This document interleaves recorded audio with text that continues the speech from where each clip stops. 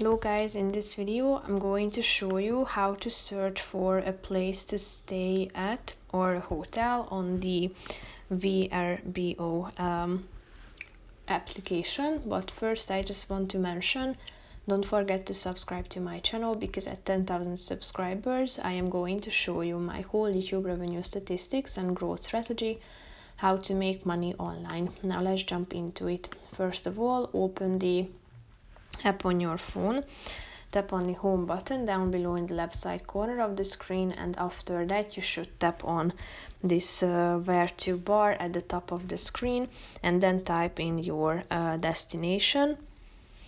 Select the check-in and check-out dates, tap on select button, then select the number of guests and tap on the view results button, and here you will be able to see the available hotels. So here you can see them, the apartments, and you can also check them out on the map. You can apply filters to narrow down your search.